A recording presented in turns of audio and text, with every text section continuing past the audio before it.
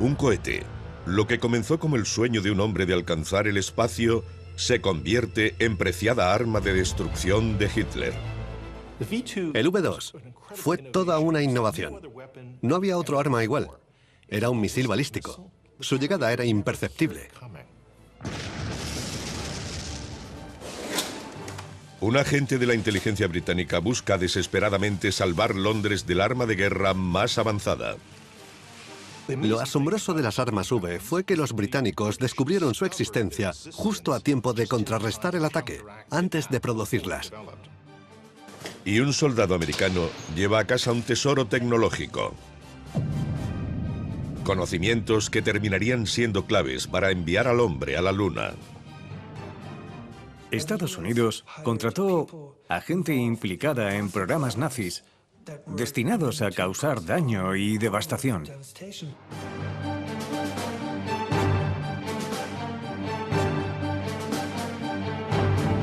V2, el cohete nazi.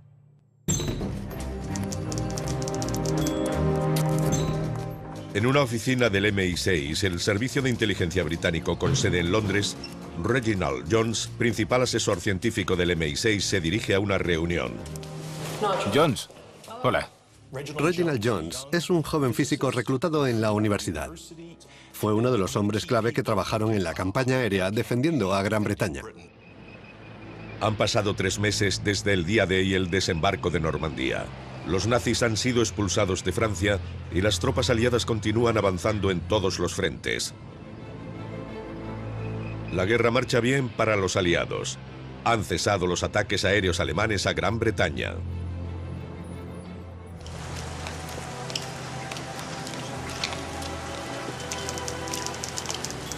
Por las mismas fechas en Londres, en el barrio occidental de Chiswick, el ingeniero del ejército Bernard Browning llega a casa para disfrutar de un merecido descanso. Los británicos habían sufrido grandes tragedias y derrotas, y de repente la guerra parece que ha terminado.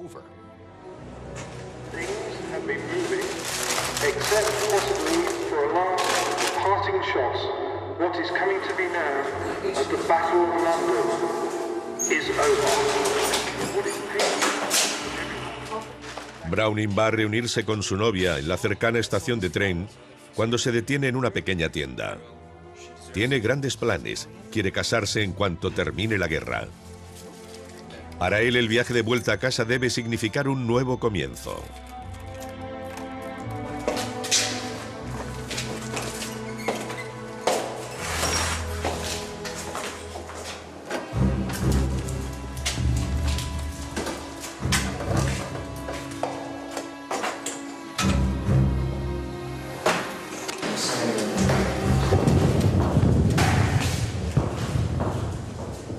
¿Qué ha sido eso?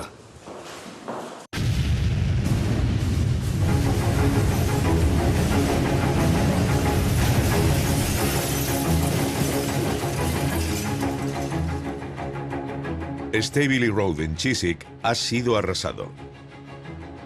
Bernard Browning nunca podrá reunirse con su novia. Y en ese momento, para Reginald Jones del MI6, es evidente que acaba de comenzar una nueva fase mortífera.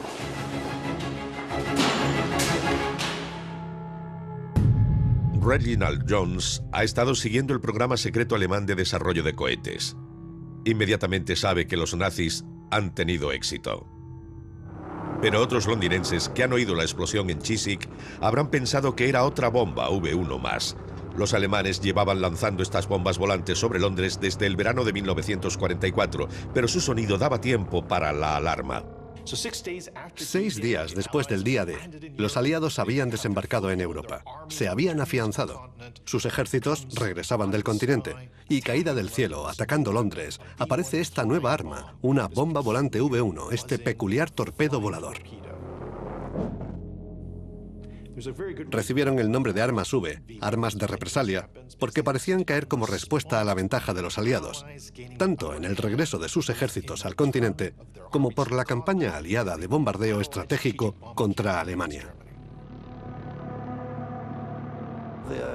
La V1, la llamada bomba volante, podía oírse por el sonido de su reactor de pulso.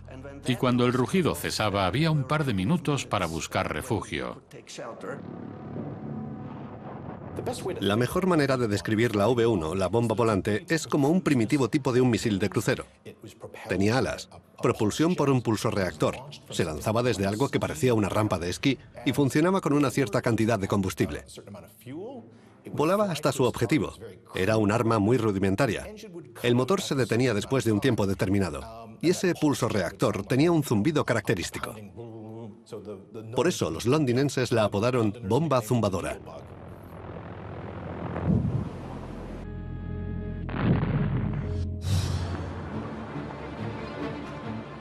Adolf Hitler había llamado a la bomba arma de represalia, su intento de vengarse de Gran Bretaña por los bombardeos aliados sobre Alemania. La V1 solo tenía un propósito: aterrorizar a la población británica. Mientras la guerra le fue bien, Hitler no se interesó mucho por esas Wunderwaffen, armas milagrosas. Pero cuando cambiaron las tornas, se interesó cada vez más por ellas. A Hitler le preocupaban las grandiosas teorías de dominación del mundo que ocupaban su trastornada mente. Se aseguró de que sus leales se dedicaran afanosamente a producir tantas armas como fuera humanamente posible.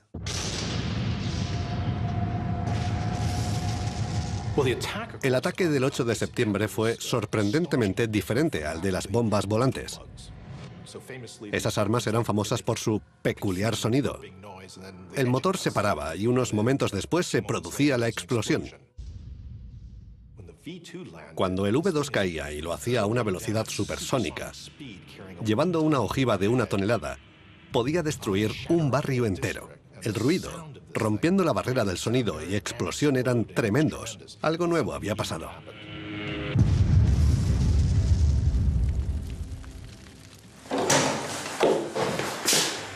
Ha sucedido.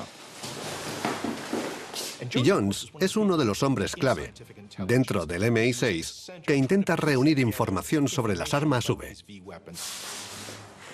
¿Dónde ha sido? Chiswick. Reginald Jones lleva gran parte de la guerra recopilando información sobre las armas V de Hitler. Había rumores e información fragmentada que indicaban que los alemanes estaban desarrollando cohetes. Rebuscando entre informes de sus fuentes ese día de septiembre, Jones se da cuenta de que su peor pesadilla se ha hecho realidad. Hitler ha bombardeado Londres con la siguiente generación de armas de represalia: un cohete capaz de lanzarse desde el continente y alcanzar Londres en menos de 5 minutos. El V2. Lo han conseguido. Lo han hecho.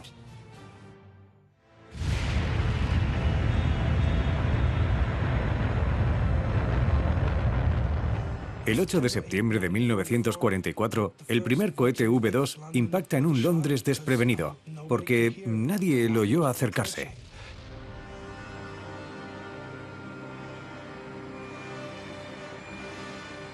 Cayó sobre Londres y causó grandes daños y mucha confusión. Para la ciudad fue toda una sorpresa.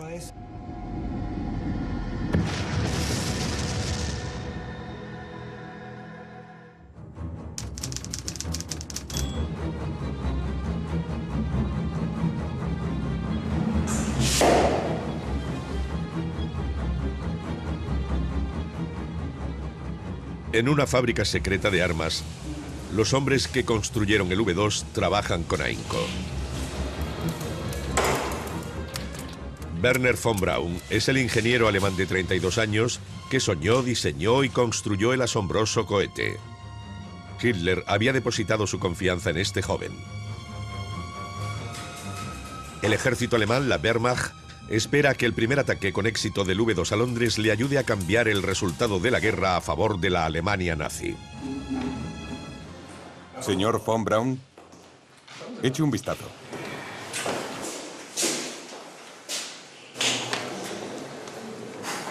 Ha funcionado. Mucho antes de que su cohete alcance Londres, Werner von Braun tenía sus miras en la Luna. Von Braun se crió en una familia de élite, pero pronto se interesó por el vuelo espacial. De pequeño solía decir, quiero girar la rueda del progreso. Ingresó en un club de aficionados a los cohetes. Era un grupo mayoritariamente de desempleados que lanzaban lo que ahora consideraríamos juguetes infantiles. No tengo duda de que se percibió como algo extraño en la época. Y este grupo de hombres que disparaban a las estrellas llamó la atención del famoso director de cine Fritz Lang. A cineastas como Fritz Lang les interesaba la faceta espectacular del lanzamiento de estos cohetes de juguete. Wernher von Braun fue contratado como ayudante para la famosa película de Fritz Lang, La mujer en la luna. Pero a von Braun pronto le ofrecieron un nuevo papel protagonista. El ejército alemán contrató al joven científico para su departamento de cohetes. Les interesaba todo tipo de tecnologías avanzadas. También se fijaron en el pequeño grupo de Wernher von Braun que estaba desarrollando cohetes. La Primera Guerra Mundial se declaró oficialmente terminada cuando las fuerzas aliadas obligaron a Alemania a firmar el Tratado de Versalles. El documento pretendía limitar de forma drástica el poder de Alemania. Alemania, antes de que Hitler llegara al poder, continuaba limitada por el Tratado de Versalles y por el tipo de armas que podía desarrollar. Pero los alemanes encontraron un vacío legal. El Tratado de Paz de Versalles había prohibido armas como tanques, aviones y artillería pesada a Alemania. Pero nadie pensó en mencionar misiles.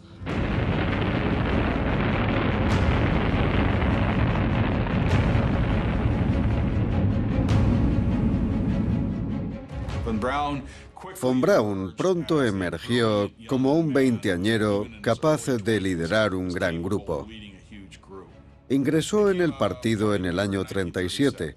No se puede decir que fuera un entusiasta nazi, pero era un gran oportunista que se llevaba bien con el sistema y que declaró su fe en Hitler en varias ocasiones. El ejército alemán puso a trabajar a von Braun con oficiales del ejército como Karl Becker y Walter Domberger para desarrollar lo que se convertiría en el primer misil balístico del mundo. Un proyectil no tripulado que, según los criterios actuales, algunos podrían considerar como un arma de destrucción masiva. El V-2 fue el arma más original de la guerra antes de la bomba atómica.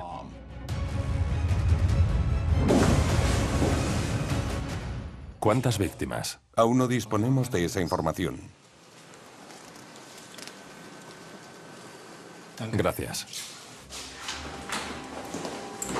Wernher von Braun ha desarrollado un cohete. Y Hitler cree que puede ser una nueva arma poderosa.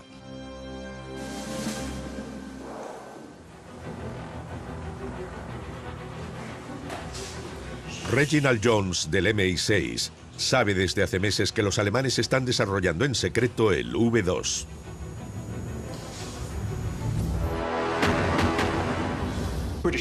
En la inteligencia británica había un debate sobre qué tipo de arma sería la V. Había múltiples armas V, por lo que muchos tenían razón. Unos pensaban que sería una bomba volante. Y los ataques de la V1 comenzaron en junio de 1944.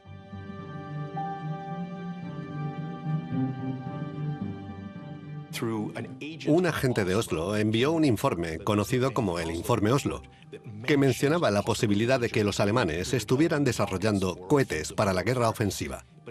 Pero en marzo de 1943, la inteligencia británica escucha a dos generales alemanes capturados hablar sobre los cohetes. Ese es el momento en que la maquinaria de inteligencia empieza a centrarse en la búsqueda de las armas V.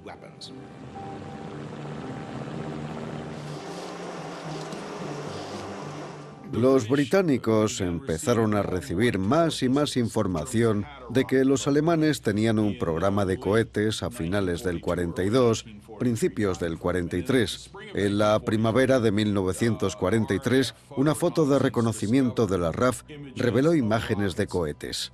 Y ahora el primer cohete ha alcanzado Londres. Los primeros cohetes V2 empezaron a caer en Londres. Se confirmaba la existencia de los cohetes que Reginald Jones predijo que usaría Alemania.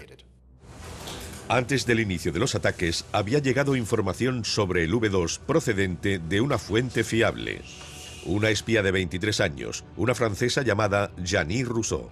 Reginald Jones identifica a Jeannie Rousseau como una de las agentes clave que proporciona información sobre el programa de las armas V. Es un personaje interesante. Trabaja como traductora para los alemanes, pero a la vez escucha conversaciones importantes de los mismos, incluyendo información sobre el programa de los cohetes V, pasando información a los aliados. Lamentablemente, los alemanes la interceptaron antes de que la inteligencia británica pudiera sacarla del continente. Pero antes de ser capturada, la espía logró enviar valiosos datos sobre el centro de investigación de los V2, un lugar llamado Peenemünde. Peenemünde, una tranquila ciudad costera al norte de Berlín. Peenemünde era el cabo cañaveral de la Alemania nazi. El dinero entró a expuertas después de que el ejército decidiera desarrollar su programa de cohetes. Se invirtió una gran cantidad de dinero. Decidieron que fuera el escaparate de la tecnología nazi. Así que se construyeron alojamientos para los trabajadores. Construyeron infraestructuras a gran escala para la investigación y el desarrollo. No había nada igual en el mundo. Peenemünde fue un centro de pruebas militares donde se desarrollaban nuevas armas, pero también el lugar al que acudían científicos que querían alcanzar las estrellas. Querían enviar cohetes al espacio. Pero el ejército alemán tiene otros planes. Necesitan misiles, cohetes que puedan cargar ojivas. Y es eso en lo que deben trabajar los científicos. El mayor logro por antonomasia, lógicamente, fue el V2. Fue una revolución tecnológica. Los espías del MI6 habían informado de éxitos alemanes ya en 1943. Cuando los aliados identificaron Peenemünde como el lugar secreto del desarrollo de estos cohetes, destruirlo se convirtió en una prioridad y se puso en marcha la Operación Hydra. La Operación Hydra fue el intento de las fuerzas aéreas británicas de destruir Peenemünde y acabar con el programa de cohetes. El ataque aéreo tuvo lugar la noche del 17 de agosto de 1943 y la RAF lanzó más de 600 bombarderos contra Peenemünde. La inteligencia británica decidió destruir no solo las instalaciones, sino también acabar con todos los investigadores posibles. Von Braun se había acostado y a medianoche sonaron las alarmas. Se dirigió a un búnker situado en el complejo. Cuando le dijeron que el peligro había pasado y parecía que el ataque había terminado, salió y se dirigió al edificio en llamas, donde estaba su despacho, para rescatar documentos. La Operación Hydra fue muy costosa. 300 hombres de las tripulaciones perdieron la vida esa noche y cientos de ellos más en tierra. Lamentablemente, el punto de impacto donde cayeron las bombas estaba demasiado al sur. Los laboratorios donde se desarrollaban las armas no fueron alcanzados. El ataque a Peenemünde causa daños importantes, pero solo retrasa la producción. Sin embargo, los nazis han sido alertados de que su programa secreto de cohetes se ha visto comprometido. A todos les quedó claro que Peenemünde ya no era útil para la fabricación del cohete V2. Los británicos habían causado graves daños en Peenemünde. Decidieron trasladarse a una mina abandonada en el macizo del Harz, que pasó a llamarse Mittelberg.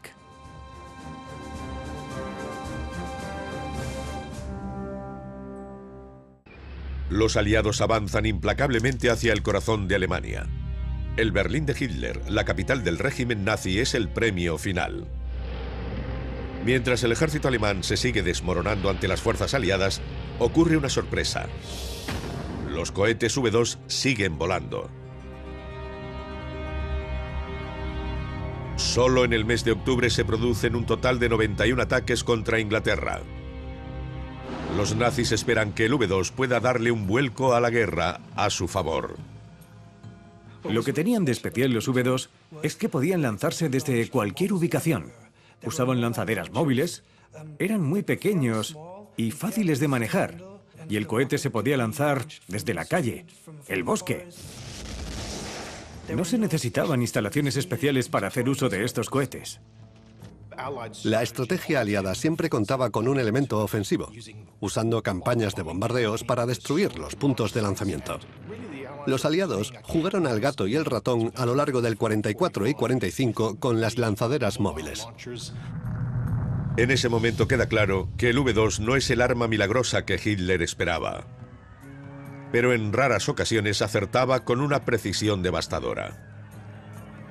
El peor ataque sobre Londres tiene lugar en noviembre de 1944. Un V2 impacta en un abarrotado centro comercial de Walworth y mata a 173 personas. James Hamill es un comandante destinado al arma de artillería del ejército de Estados Unidos en la primavera de 1945. James Hamill era miembro del ejército americano. Era muy joven entonces. Era oficial e ingeniero a las órdenes del coronel Toftoy. Al finalizar la guerra, al coronel Toftoy se le encomendó reunir los V2 y organizar una operación para enviar los componentes de un centenar de misiles a Estados Unidos para su estudio. Los americanos saben que la nueva arma nazi debe ser potente si sus aliados británicos intentan ocultar los daños. Cuando empezaron a impactar los primeros cohetes, quisieron ocultarlo, informando de explosiones de gas y otras historias falsas para desviar el interés de la gente. Hubo explosiones misteriosas en Londres, pero el gobierno negó que se tratara de un arma nueva. El coronel Toftoy sabe que en determinados campos Estados Unidos va por detrás en tecnología armamentística. Los americanos necesitarán un plan para hacerse con expertos en armas y científicos alemanes en cuanto lo permita el combate en tierra.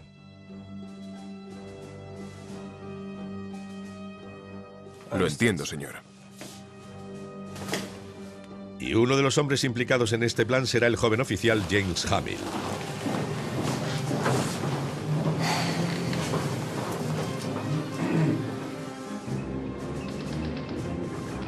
Sobre el terreno, los aliados avanzan implacablemente desde el oeste, el sur y el este.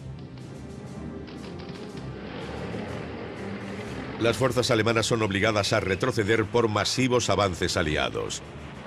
Ahora la mera fuerza de combate solo en personal, junto con la superior maquinaria bélica, resulta insalvable para el Tercer Reich de Hitler. Ningún jefe alemán en sus cabales vería otra cosa que el desastre.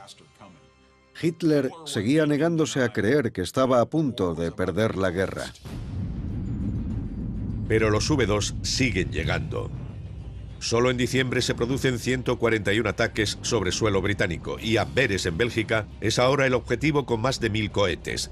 Hitler sigue demandando más V2. El esfuerzo de la guerra se hizo aún más desesperado e inútil en comparación con el número de misiles proyectados para su producción. El número previsto no era nada realista.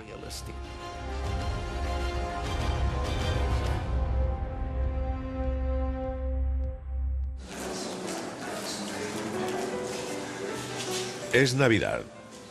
Mientras los soldados mueren en el campo de batalla, Wernher von Braun y algunos colegas se reúnen en un remoto castillo para una celebración muy especial. Hitler aún sigue considerando el arma de von Braun como su última esperanza para derrotar a los aliados. El Führer envía a su ministro de armamento, Albert Speer, para homenajear a hombres claves en la producción del V2. El general Walter Domberger, el delegado de armamentos Heinz Kunze, el director de Mittelberg, Georg Ricci y el propio Wernher von Braun reciben la más alta condecoración del Reich nazi, la Cruz de Caballero. Von Braun seguía siendo considerado el hombre que lanzó el programa de los V2. Albert Speer, el ministro de armamento, lo respaldaba.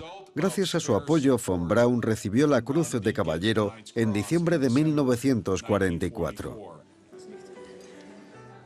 Tiene una curiosa historia detrás, porque en la primavera de 1944, von Braun había sido arrestado por la Gestapo e investigado por comentarios hechos en una fiesta, en la que dijo creer que la guerra estaba perdida y que preferían construir una nave espacial. Él y sus dos amigos fueron detenidos, su hermano también, aunque había sido oficial de las SS y se había alistado en 1940 a petición de las SS. Von Braun trabajó afanosamente en el V2 a pesar de ser testigo de los horribles abusos en los campos de concentración. Tras la detención ya no contaba con la confianza plena de los jerarcas nazis.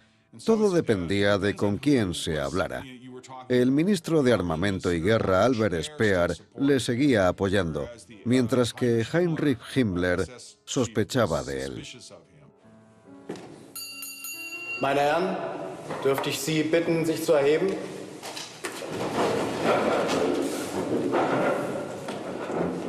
Lieber Herr von Braun, wie wir alle hier in diesem Raum wissen, haben Sie sich verdient um die deutsche Sache gemacht.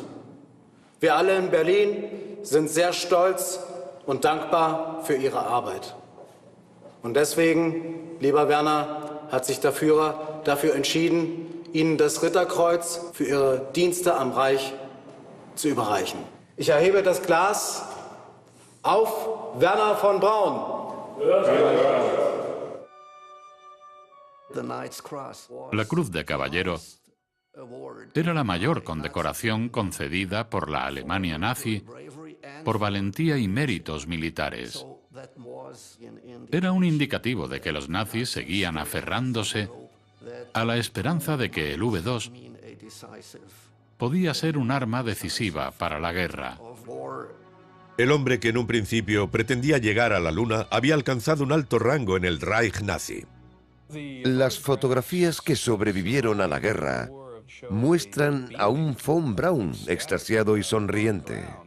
No hay atisbo de vergüenza en su rostro. Está claramente encantado de estar allí. Aber damit nicht genug. Wir haben zu Ehren von Werner von Braun ein kleines Feuerwerk. Meine Herren. Como colofón espectacular, Speer ordena el lanzamiento de un V2 en el exterior del castillo.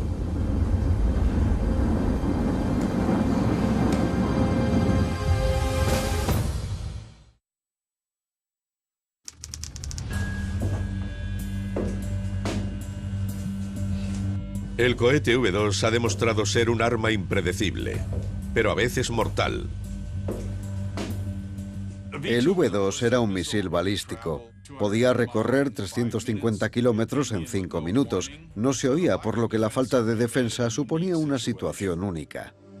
Sin plan defensivo, los británicos deciden que su mejor opción es usar información. Un programa gubernamental de contrainteligencia llamado Double Cross, doble cruz, puede ser una solución a la amenaza. Double Cross era el nombre en clave del programa británico que capturaba a agentes secretos alemanes que los nazis habían intentado infiltrar en Gran Bretaña. Los británicos podrían usarlos para enviar información a Berlín, la que ellos querían, información engañosa. Los alemanes confían casi exclusivamente en sus espías en Londres para verificar la precisión de los ataques de V2. Uno de los espías de la actual misión es un hombre con un nombre en clave: Agente Tate. El agente Tate, el danés Ulf Schmidt, es uno de esos agentes alemanes a quien detuvieron los británicos.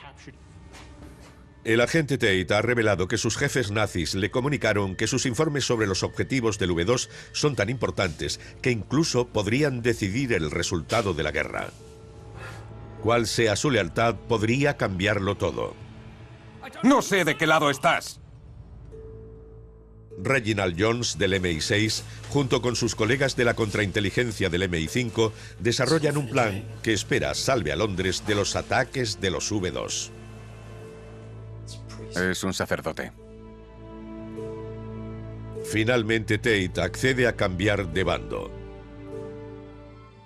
Y el plan se pone en marcha. Tenemos ataques aquí, aquí, aquí y aquí. En Londres no hay nadie a salvo. Si el agente Tate lo consigue, los nazis creerán haber mejorado su puntería y causado más daño, cuando de hecho habrán cambiado la trayectoria e impactarán en lugares más remotos. Si logramos cambiar el objetivo aquí, puede que salvemos miles de vidas. No tienen forma de verificar dónde caen los cohetes. En tierra, la guerra continúa implacable. Han comenzado los últimos y más letales meses de la Segunda Guerra Mundial. La situación en Alemania a comienzos de 1945 era extrema. Los aliados se consolidaron a lo largo del Rin. Lo que quedaba de Alemania estaba entre el Rin y el Oder, en su mayor parte. En esa época, Alemania ya no tenía los recursos o los efectivos para continuar.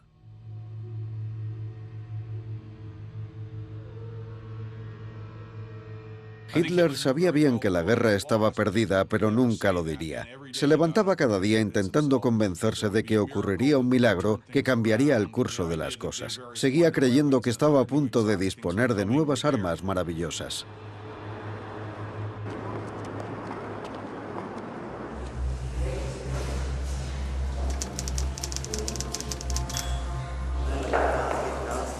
Hitler quiere creer desesperadamente que el V2 puede ayudar a salvar a la Alemania nazi.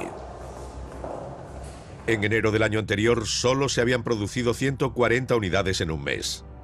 Pero ahora la fábrica subterránea de V2 puede fabricar casi 700. Y el objetivo del Führer es triplicar esa cantidad de armas de represalia. Mittelberg era el lugar subterráneo de producción del V2. Una antigua mina cerca de Nordhausen. El V2 es una de las armas más caras usadas en la guerra, pero tiene un coste aún mayor: las vidas de los esclavos que fabrican el arma. Con un coste de decenas de miles de vidas, esta mina, que no estaba habilitada para la vida humana, se convirtió en unas instalaciones de producción de alta tecnología. Se usó mano de obra esclava para hacer habitable, de alguna manera, la mina y para manejar la cadena de montaje. El V2 causó la muerte de unas 5.000 personas en ataques reales, pero de 10 a 20.000 murieron en su producción.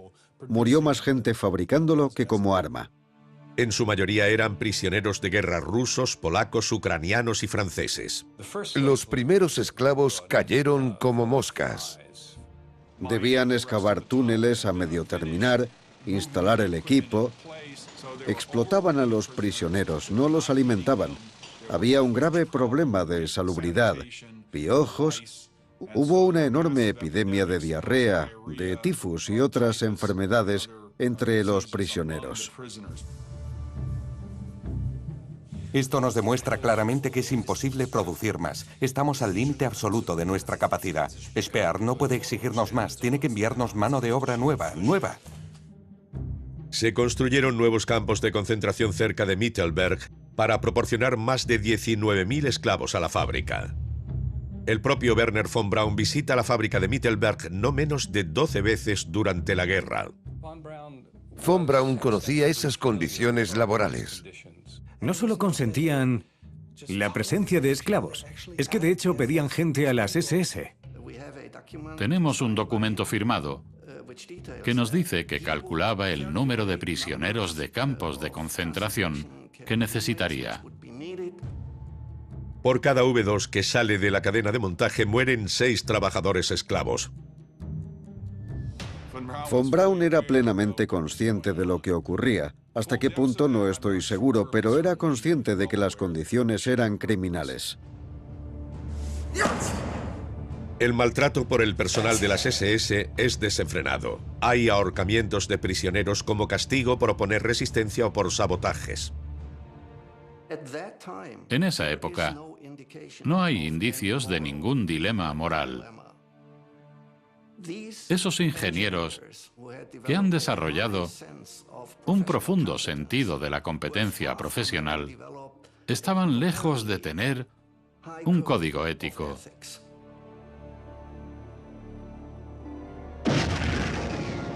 En marzo de 1945, los aliados han conquistado Colonia y están a punto de cruzar el Rin. Hitler está indignado. Aunque la mayoría de los V2 han fallado su objetivo, sigue ordenando más ataques y a veces aciertan con precisión fatal. El V2 era un arma indiscriminada, pero cuando encontraba el objetivo adecuado, podía ser mortífero. El V2 impactó en el mercado de Smithfields y Hughes Mansion. En cada uno de los casos causó más de un centenar de muertos en un instante. Pero finalmente el V2 empieza a impactar en zonas menos pobladas de Londres mientras los alemanes ajustan su puntería basados en el método de engaño de Reginald Jones. Agentes como Tate eran usados para proporcionar desinformación a los alemanes, tanto para reforzar el dato de que sus objetivos eran precisos, cosa que no eran, como para alejar sus ataques de Londres. Esta estrategia ha salvado la vida de unos 11.000 londinenses.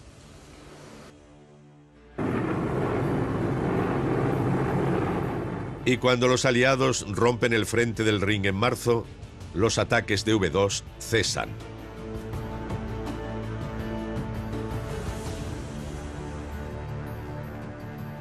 El arma maravillosa de Hitler ha fracasado. Y con la guerra casi ganada, los recursos del programa alemán quedan a su disposición. Ahora los aliados compiten entre ellos. Todos los aliados se pelean para encontrar a muchos de los científicos nazis que habían estado detrás de las armas secretas. La competición este y oeste se radicaliza, pero incluso ocurrió entre aliados occidentales. Franceses, británicos y americanos intentaban conseguir sus propios científicos alemanes, información y recoger su documentación. ¿Quién conseguiría los documentos, el material de los cohetes y a los propios investigadores alemanes?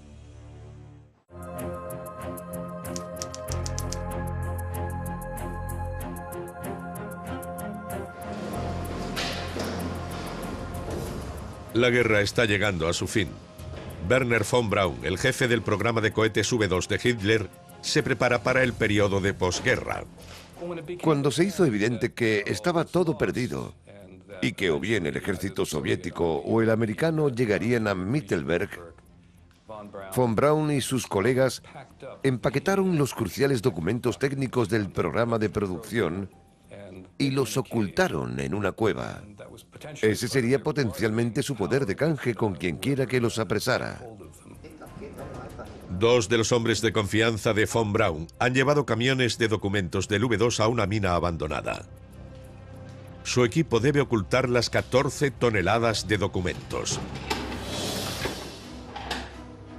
La carrera por los V2 y los científicos alemanes ha comenzado. Tecnología y personal que cambiará de bando después de la guerra. Mittelberg era un objetivo de los americanos, los soviéticos y los británicos. Para abril de 1945 se lo disputaban soviéticos y americanos. El ejército estadounidense descubre Mittelberg y envía fuerzas a liberar la zona. Se quedaron impactados ante la tragedia humana del campo.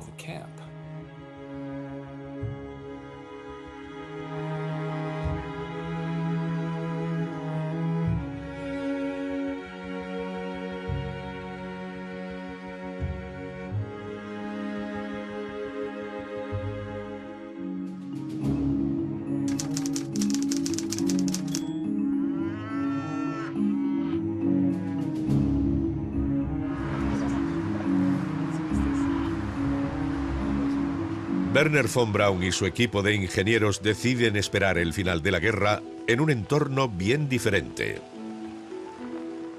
Temiendo ser capturados por el ejército soviético, que creían con razón no sería tan acogedor como el americano, huyeron a Baviera. Los ingenieros esperan a los americanos en un coqueto hotel alpino. Querían rendirse a los Estados Unidos si era posible.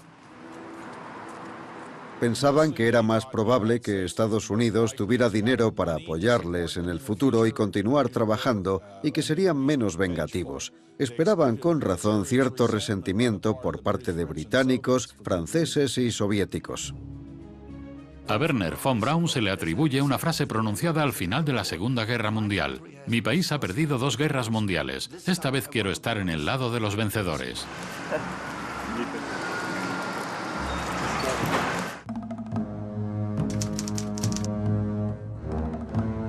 Seinem Befehlsstand in der Reichskanzlei bis zum letzten Atemzuge kämpfend für Deutschland gefallen ist.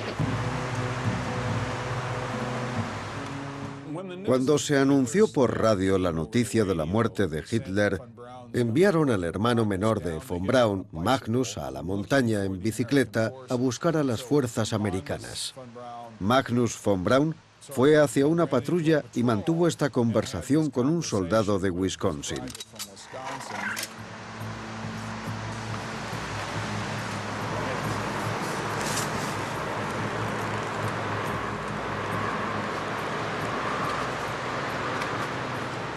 Mi hermano inventó el cohete V2. Nos alojamos en este hotel, en las montañas, a 5 kilómetros. Queremos rendirnos.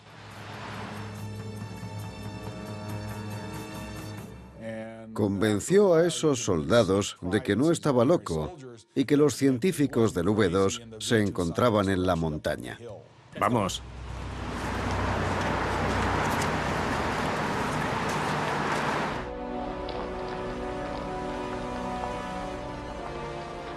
Von Braun y sus mejores científicos e ingenieros se rinden a la 44 División de Infantería de Estados Unidos.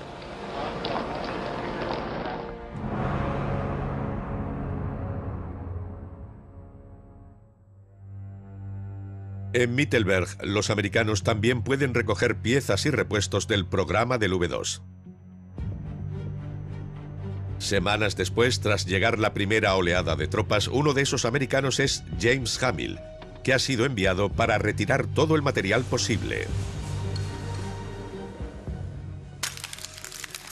La misión especial del V2 era intentar recuperar 100 cohetes para su estudio en Estados Unidos.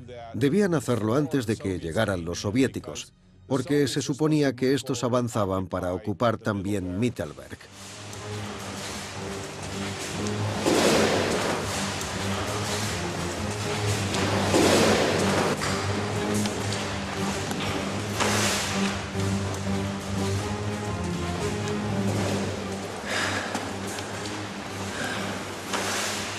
Chicos, aquí hemos terminado.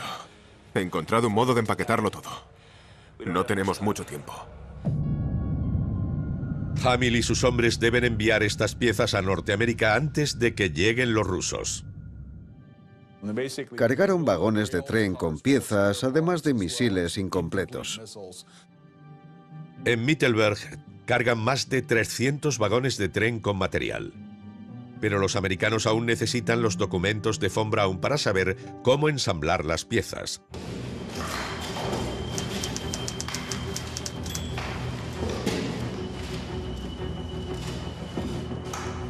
Wernher von Braun ha escondido documentos secretos sobre la producción del V2 en una mina cercana a Mittelberg. Los americanos buscan la información vital de von Braun, pero deben localizarla antes de que lo hagan los soviéticos o los británicos. Un agente americano engañó a un joven que estaba cerca de Mittelberg para admitir la ubicación de la mina. Básicamente le dijo: ya sabemos dónde están los documentos, pero ¿puedes ayudarnos a encontrarlos? El chico cayó en el engaño. Y con la ubicación desvelada, los americanos solo tienen que recoger los documentos. Parece que esto ocurrió cuando los británicos estaban montando su control de carreteras, porque estaba en zona de ocupación británica. Pero los norteamericanos sacaron los documentos y se apropiaron de ellos.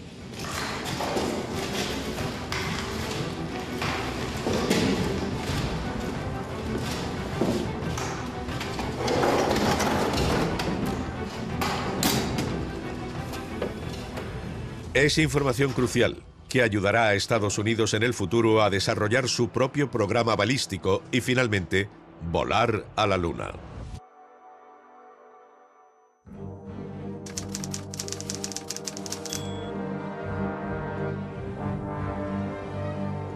Pero aunque los americanos ya tienen en su poder los documentos de von Braun, saben que necesitan al científico.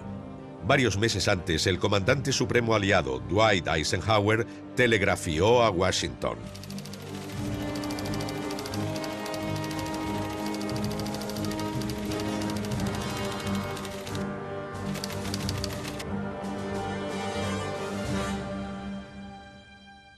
El 18 de septiembre, von Braun y 6 personas más de Peenemünde y otros 9 alemanes que iban a trabajar para la Fuerza Aérea Norteamericana suben a un avión y van a Estados Unidos.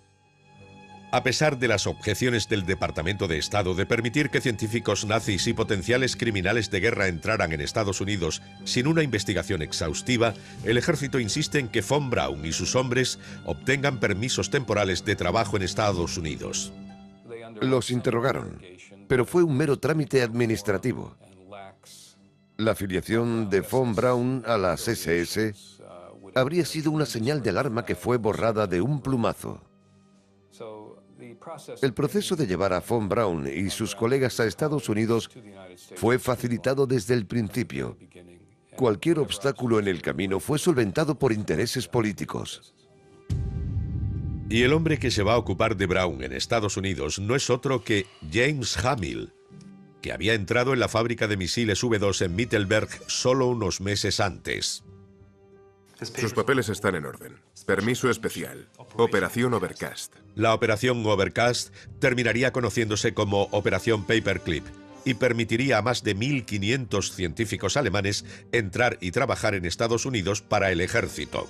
La guerra no había terminado en 1945. El siguiente enemigo estaba cerca, los rusos.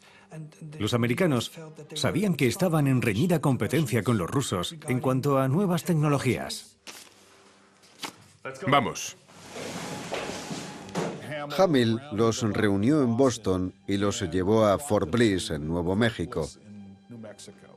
El trabajo de Hamill consistió básicamente en ser responsable directo de ellos. Von Braun.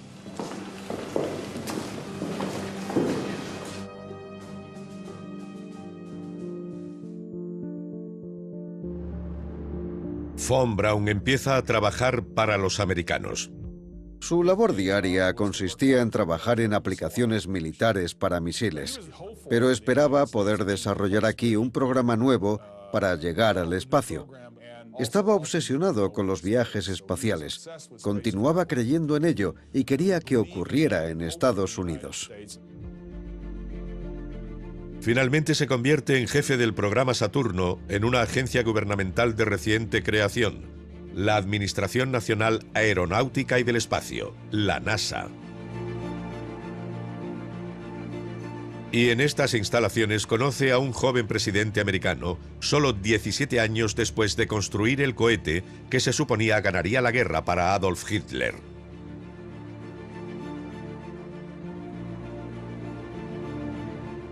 El pasado de von Braun lo atormentaba. En los años 50, la única pregunta que le hacían era si había sido miembro del partido. Siempre debía decir que sí, pero nunca de manera entusiasta. Él no era militar realmente. En los años 60 y 70 se generó controversia sobre Mittelberg, sobre los prisioneros y los hombres de las SS, pero murió en 1977 de cáncer a los 65 años. Se perdió lo peor de la polémica que ocurrió después de su muerte. Pero antes de su fallecimiento, von Braun deja un legado a la NASA. El equipo de ingenieros de Peenemünde, encabezado por Wernher von Braun, que había construido el cohete a la Luna en 1969, lanzaría con éxito la misión Apolo a la Luna. Wernher von Braun ha cumplido su sueño. When I was 17 and started all this, the moon looked a lot closer to me than it did for a long, long time in between. Quería alcanzar las estrellas. Desgraciadamente, terminó desarrollando nuevas formas de destrucción y muerte. Today it looks again very close. A Wernher von Braun no le importó hacer un pacto con el diablo.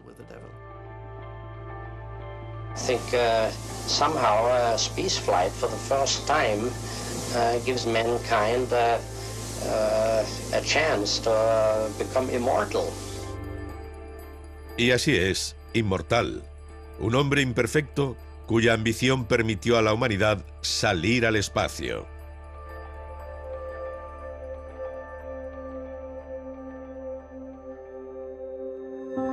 James Hamill supervisó el desarrollo del cohete de Wernher von Braun para el ejército estadounidense hasta 1952. Se jubiló en 1961, el año en que Kennedy anunció la misión Apolo. En 1993, Reginald Jones fue condecorado con una medalla de la CIA por su trabajo en el V2. Le acompañó Gianni Rousseau, que también recibió un galardón en la ceremonia. Sobrevivió a 3 campos de concentración. Wernher von Braun fue jefe del centro de cohetes Saturno de la NASA durante 10 años. Murió 8 años después de poner a un hombre en la Luna.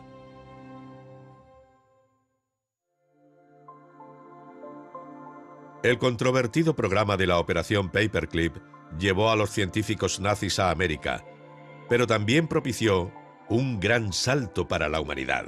La tecnología de los V2 impulsa los viajes espaciales americanos, una frontera que sigue siendo explorada hoy en día.